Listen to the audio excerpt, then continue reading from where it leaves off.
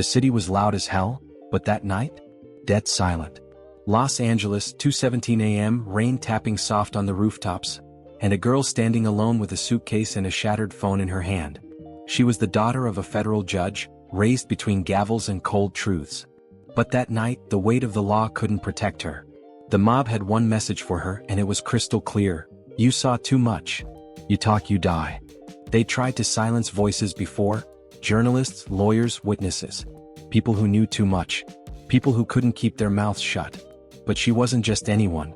She knew something that should have never fallen into the hands of someone like her. A forbidden secret. Something that could bury the entire mob, or destroy her life forever. And this is where it all starts. The rain kept falling. The city kept breathing. And somewhere in the dark, someone was watching her every move, waiting for her to slip up. Waiting for her to run. But she wasn't running. Not yet. When she finally understood how deep this went, fear wasn't the first thing that hit her. Nah, it was something else. This cold wave in her chest, like a voice whispering, okay, this is real. This is happening. The mob doesn't need to kill you to make you disappear. Sometimes they just erase you from the map, wipe you clean like you never even existed. No body, no case, no questions. If you're watching this, don't look away. Not now. When something stops being just a story and becomes survival, you become the type of person who knows before everyone else does. You see the signs. You feel the shift. And those people? They stay right here. Inside. Because stepping outside means becoming the next target. You're either with us, or you're outside and alone. No promises. No begging. Just emotional protection. Just the truth that most people are too scared to face. She wasn't asking for sympathy. She wasn't looking for a hero. She was looking for a way out that didn't end with her name on a headstone in some forgotten cemetery outside the city. If you're still here, it means you get it. You're not just watching a random story, you're the type of person who recognizes danger before the rest of the world wakes up. People like that? They don't watch and scroll. They stay close. They stay prepared. So here's the move. Hit subscribe now and tap that like before we go deeper. Not for numbers. Not for hype. But because the next chapters aren't safe for casual tourists. This world we're stepping into, you don't walk in alone. You stay with the people who see between the lines, who understand why some secrets get buried and why some names never show up in the news. Make your choice now. Stick with us. Lock in. Because after what happens next, you won't want to be on the outside. She wasn't a rebel. Wasn't some wild child trying to burn the world down just for the thrill of it. She was just a girl trying to figure out her place in a world that didn't make sense anymore. While other kids her age were growing up with movies and house parties, she grew up listening to muffled conversations between prosecutors, illegal wiretaps playing through hidden speakers, numbers that should have never left her father's desk. That's how she discovered the first thing the mob doesn't tolerate. The truth isn't what you see, it's what you understand after. Her mistake wasn't talking. It was noticing. She saw that there was a secret agreement between her father and the head of the mob, a deal that kept the city peaceful. A dark truce, soaked in death and silence. A pact that nobody was supposed to mention. Ever. Her father wasn't dirty, not in the way people think. He wasn't taking cash under the table or living some double life. But he made a choice. A choice to let certain things slide, to look the other way when the mob moved through the city like shadows. Because if he didn't, people died. Innocent people. Families. Kids. So he chose the lesser evil. Or at least that's what he told himself. But she saw it differently. She saw it for what it really was. A deal with the devil that cost more than anyone wanted to admit. And the second she opened her mouth about it, even just to him, in private, behind closed doors, everything changed. At first, it was just text messages on her phone. Random numbers. No names. Just words that made her stomach drop every time she read them. We know where you live. Stay quiet. Don't play smart. She'd delete them. Block the numbers. But new ones would pop up. Always at night. Always when she was alone. Then it got worse. The messages stopped. And that's when the real terror started. Friends stopped answering her calls. People she'd known since middle school suddenly acted like they didn't recognize her in the hallways. Teachers avoided eye contact. Even her best friend since 6th grade, Sarah, the one who knew everything about her, ghosted her completely. No explanation. No goodbye. Just gone. And the federal agents who used to swing by her house for dinner with her dad? They stopped coming too. Stopped calling. Her father would sit at the kitchen table, staring at his phone, waiting for updates that never came. Nothing happens by accident in Los Angeles. When the city goes cold around you, when people start vanishing from your life like smoke, it's because someone put your name on a list. She realized pretty quick that nobody was coming to save her. Not her dad. Not the law. Not the so-called good guys who swore to protect people like her. They were all too scared. Too deep in the game. Too afraid of what would happen if they stepped out of line. So she was alone. Completely brutally alone. Except, she wasn't defenseless. Because she had something they didn't know about. Something her father had hidden years ago, something he thought was buried so deep that nobody would ever find it. But she did. She found the one thing the mob feared more than bullets, more than badges, more than anything else in this godforsaken city. The truth. Their truth. The kind that could unravel everything they'd built. It started one night when she couldn't sleep. Her dad was working late, again, and she was home alone, scrolling through her phone, trying to distract herself from the paranoia creeping up her spine. She heard a noise downstairs. A door creaking open. Her heart stopped. She grabbed the baseball bat from her closet and crept toward the stairs, every muscle in her body tensed, ready to swing.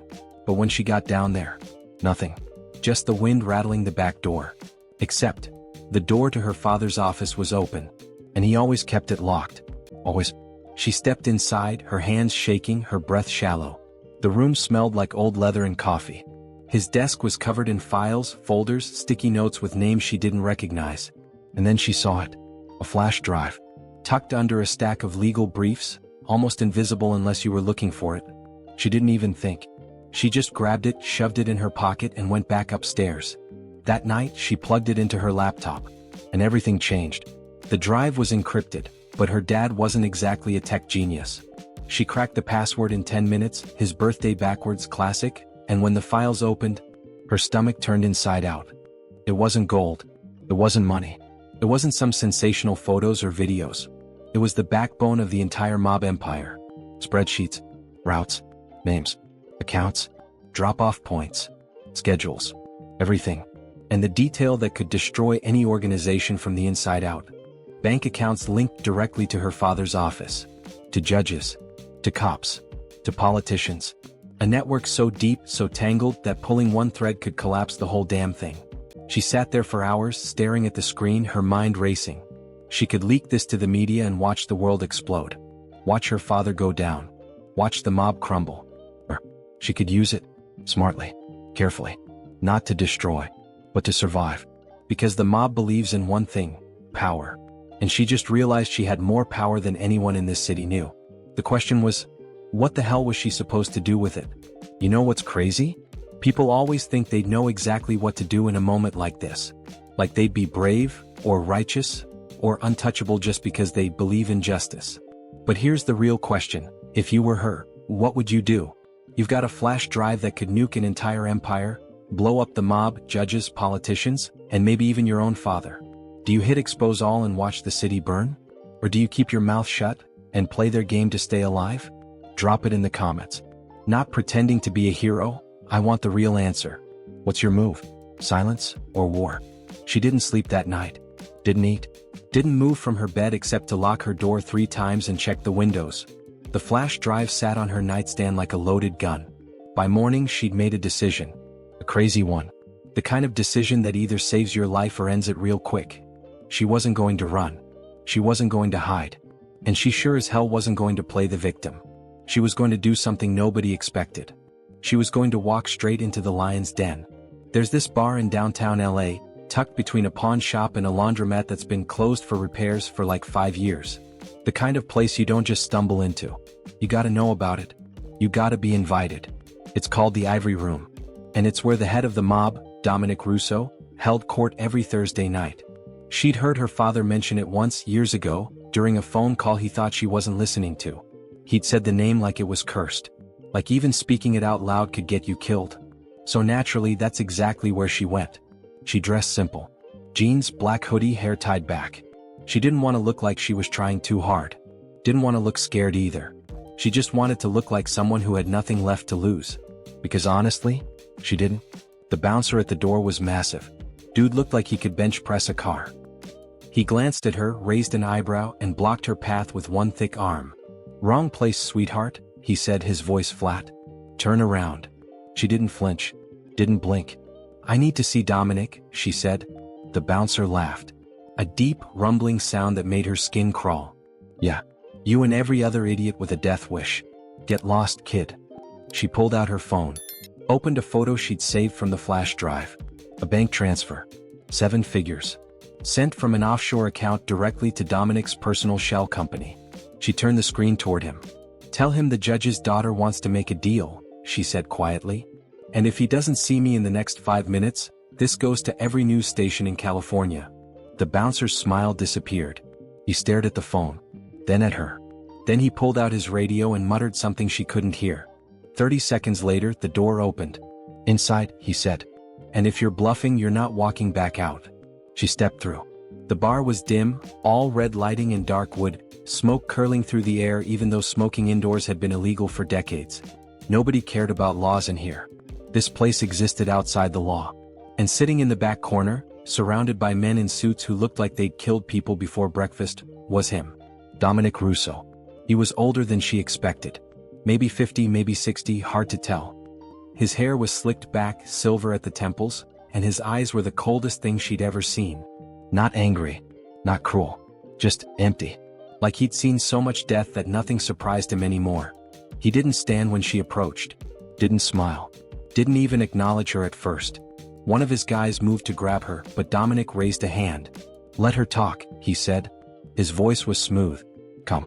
The kind of calm that made you more nervous than yelling ever could. She sat down across from him without being invited. Big power move. Risky as hell. Dominic tilted his head, studying her like she was some kind of puzzle he was trying to figure out. You're Judge Holloway's kid, he said. Not a question. A statement. Yeah, she said. And you're the guy who's been threatening to kill me for the past 2 weeks. He smiled. Barely. Just the corner of his mouth. Threatening? He said. Nah. If I wanted you dead, you'd be dead. You're here because I'm curious. Curious about what? About why a smart girl like you would walk into my bar with a death wish and a flash drive. Her heart slammed against her ribs, but she kept her face blank. How'd you? Please, Dominic said, leaning back in his chair. You think I don't have eyes everywhere? You think I didn't know the second you cracked that drive open? She swallowed hard. Tried to keep her voice steady. Then you know what I have. I do. And you know what I can do with it. Dominic's smile faded. He leaned forward, elbows on the table, his eyes locked on hers. Let me tell you something, kid, he said quietly. You walk out of here and leak that drive? Sure. You'll make headlines. You'll be a hero for about 48 hours. And then you'll disappear. Your dad'll disappear. Everyone you've ever cared about will disappear. And nobody'll ever find the bodies. She didn't look away. Or, she said, her voice stronger now, you let me walk out of here alive. And I keep your secrets safe. Dominic raised an eyebrow. In exchange for what? Protection, she said. Not from you. From everyone else. Because the second people find out I have this information, I'm a target for every rival crew, every fed, every psycho who wants to use me to get to you. He stared at her for a long moment. Then he laughed. A real laugh this time. Low and genuine. You got guts, I'll give you that, he said. But you're asking me to trust you. And trust? That's not something I give out for free. She reached into her pocket and pulled out the flash drive. And then, before anyone could stop her, she slid it across the table. Dominic's men tensed. Hands moved toward weapons. But Dominic held up a hand again, stopping them. He picked up the drive. Turned it over in his fingers. This the only copy? He asked. She nodded. He studied her face, searching for a lie. And then, slowly he smiled. You're either the smartest kid I've ever met, he said, or the dumbest. Guess we'll find out, she said. Dominic pocketed the drive. Leaned back. Lit a cigarette even though she was pretty sure he wasn't supposed to smoke anymore. All right, he said. You got a deal. But here's the thing, sweetheart. You're mine now. You work for me. You don't talk to cops. You don't talk to reporters. You sure as hell don't talk to your daddy about any of this. She felt the weight of his words settle over her like chains. But she nodded. One more thing, Dominic said, his eyes narrowing. If I ever find out you kept a copy of that drive, if I ever find out you lied to me, I won't kill you quick. I'll make sure you suffer. And I'll make sure everyone you love suffers too. She met his gaze. I didn't keep a copy, she said. Another lie. But he didn't need to know that. Not yet. She walked out of the ivory room that night with her life intact. Barely. Her hands were shaking so bad she had to shove them in her pockets so nobody would see. Her legs felt like jelly. Her heart was pounding so loud she swore everyone on the street could hear it. But she was alive.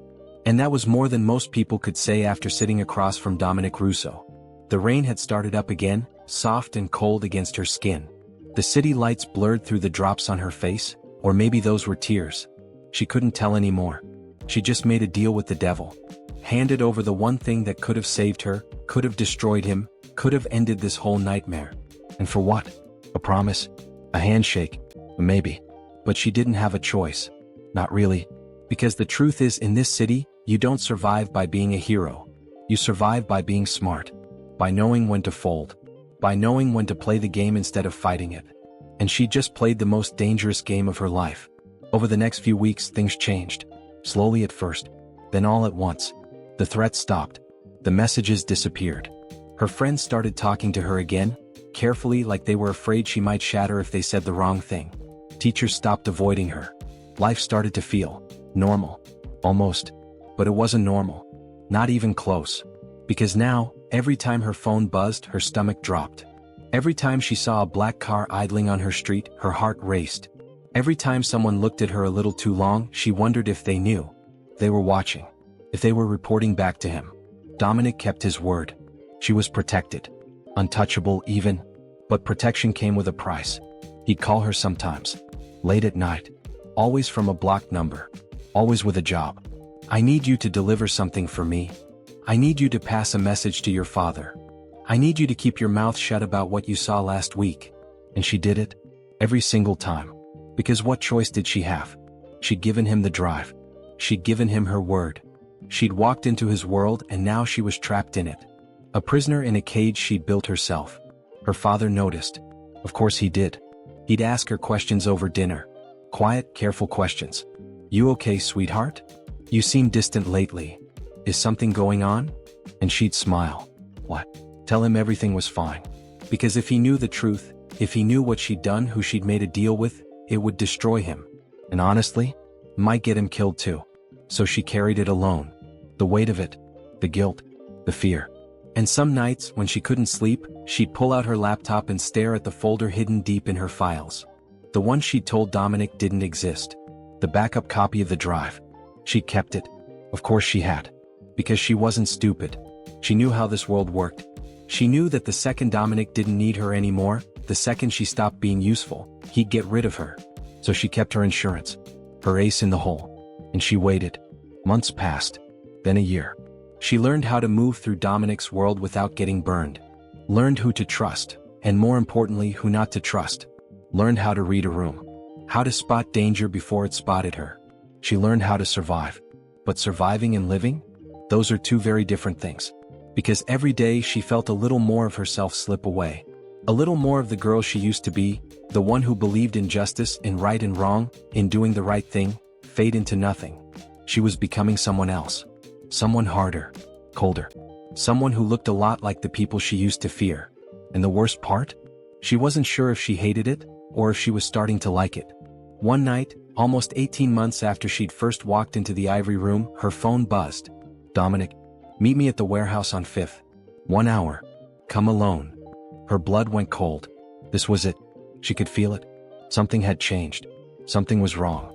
She grabbed her jacket, grabbed her keys, and drove across the city with her heart in her throat. The warehouse was empty when she arrived. Dark. Silent. She stepped inside, her footsteps echoing off the concrete floor. Dominic, she called out. No answer. And then from the shadows he appeared. But he wasn't alone.